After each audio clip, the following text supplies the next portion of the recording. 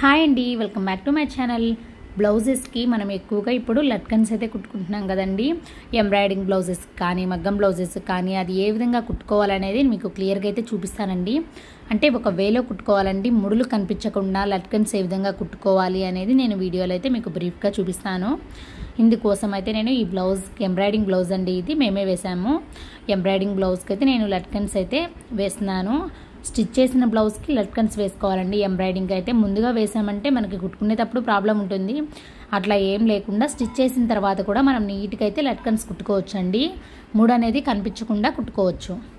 ఇందుకోసం అయితే నేను హెమ్మింగ్ నీడిల్ని అయితే తీసుకున్నానండి. ఇది వచ్చేసి లాస్ట్ సైజు, చాలా సన్నగా ఉండేటువంటి హెమ్మింగ్ నీడిల్ని అయితే తీసుకుంటున్నాను. ఎందుకంటే నేను షుగర్ బీడ్స్ అయితే యూజ్ చేసేసి లట్కన్స్ అయితే కుడతానండి. అందుకనేసి నేను చాలా చిన్న సైజులో ఉన్నటువంటి నీడిల్ అయితే తీసుకునేసి 2 వరుసల థ్రెడ్ని, కాటన్ థ్రెడ్ ఉంటుంది కదండి మనం స్టిచ్ చేసే థ్రెడ్, ఆ స్టిచ్ చేసే థ్రెడ్ని 2 వరుసల థ్రెడ్ని ఎక్కించుకున్నానండి. అప్పుడు మనకి 4 వరుసలు అయితే అవుతుంది. అయిన తర్వాత ఇప్పుడు ఫస్ట్ అయితే నాట్ వేసుకున్నాం కదండి.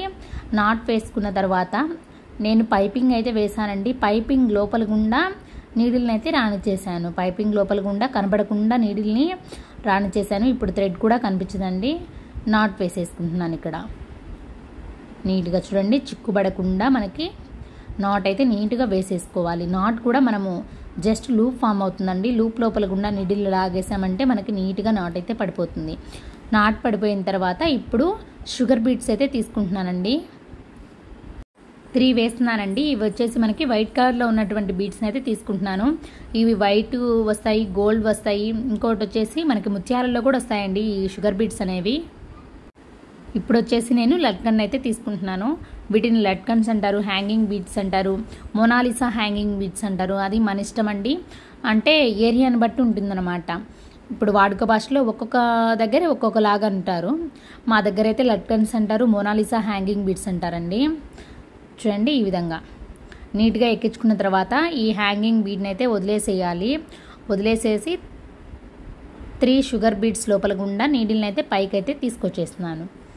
చూసారు కదండి.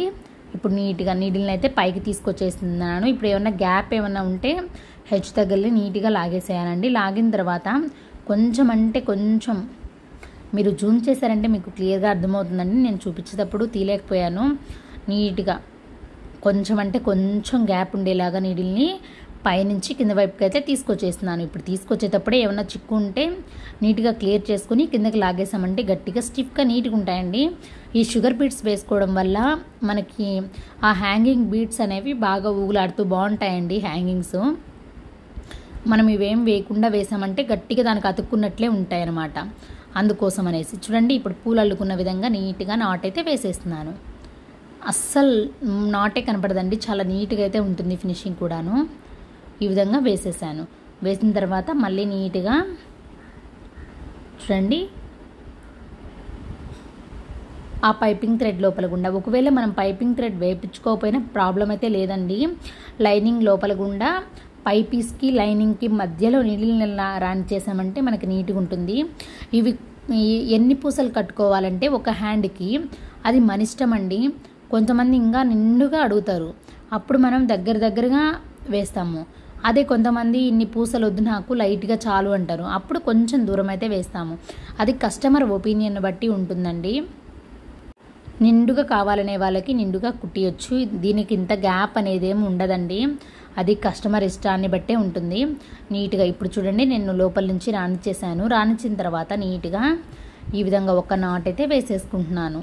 కొంచానికి నీట్గా నాట్ అయితే వేసేసిన తర్వాత 3 షుగర్ బీడ్స్ అయితే ఎక్కించుకుంటున్నానండి.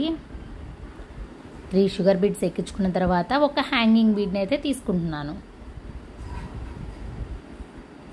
ఈ షుగర్ బీడ్స్ అన్నీ కూడాను మనకి ఇప్పుడు నేను 3 ఎక్కించేసాను కదండి. 3 ఎక్కించిన తర్వాత లట్కన్ ఎక్కించుకుంటాం కదా.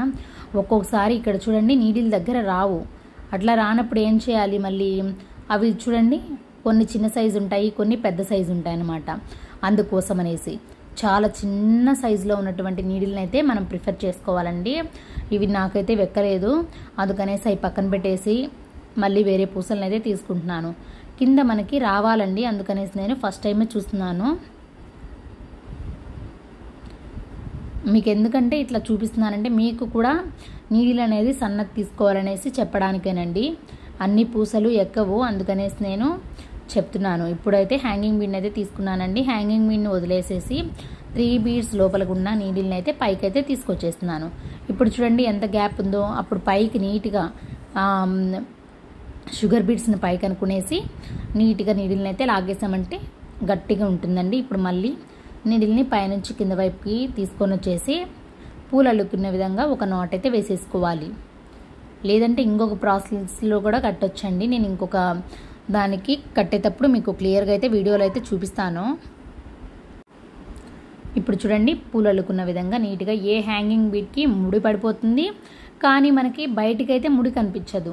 ప్రాసెస్ చాలా నీట్గా ఉంటుందండి. ఈ ప్రాసెస్లో కట్టినా కానీ మనం 70 to 100 రూపీస్ అయితే ఛార్జ్ అయితే చేయొచ్చు. ఎందుకంటే మనం జస్ట్ కుట్టడం కాదండి, మనం ఒక వేలో నీట్గా కుట్టాలి.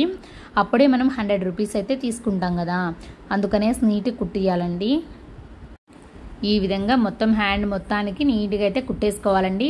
నేను చెప్పాను కదా దీనికి గ్యాప్ అంటూ ఏముండదండి, అది కస్టమర్ ఒపీనియన్ బట్టే ఉంటుంది.